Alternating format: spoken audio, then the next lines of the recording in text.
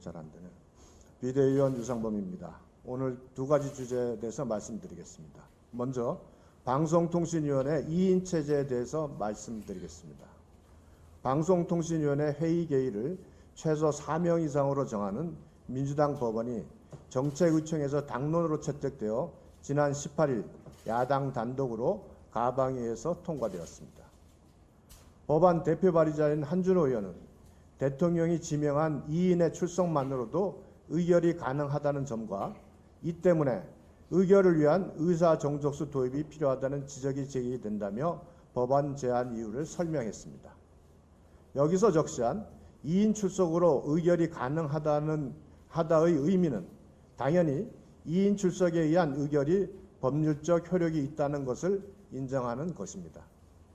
그런데 민주당은 이 문구를 두고 황당한 주장을 펼쳤습니다.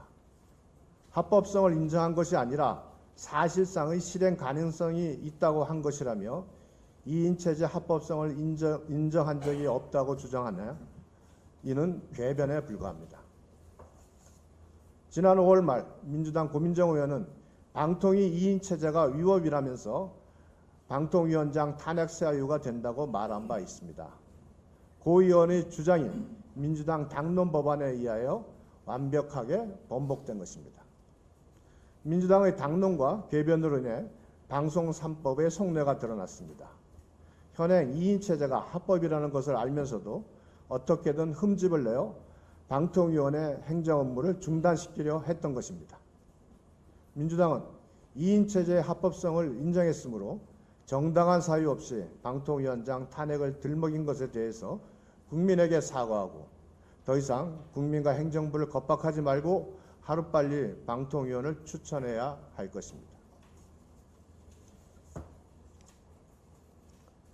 국회 법사위원직을 차지한 정청래 의원은 지난해 민주당이 강행 처리한 손준성, 이정석 검사에 대한 탄핵 소추안 사건 법률 대리인을 지난 17일 일방적으로 해임했습니다.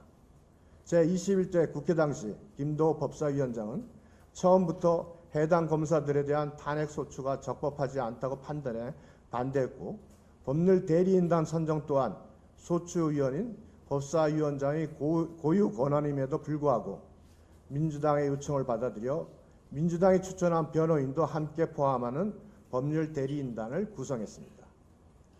이 같은 전후 사정에도 불구하고 정청래 의원은 법사위원장석에 앉자마자 민주당 측 변호인은 남겨둔 채 국민의힘이 추천한 변호인만을 콕 찍어 해촉해버린 것입니다. 공정하고 형평성 있는 변론을 위해 자신의 권한을 일정 부분 양보했던 김도읍 전임 법사위원장과 법사위원장석을 차지하고 앉아 독불장군식 포감만을 일삼는 지금의 정청래 의원의 언행이 극명히 대비되는 장면입니다. 우원식 국회의장에게 강력히 요구합니다. 검사 탄핵 심판 법률 대리인에 대한 정청래 법사위원장의 일방적 해임 통보를 즉시 무효하고 원상 복구해 주기 바랍니다. 지난 21대 국회 당시 여야가 합의해 결정한 사안들마저 일방적으로 파기되지 않도록 국회의장이 제때 제 역할을 제대로 해주기를 요청드립니다. 마치겠습니다.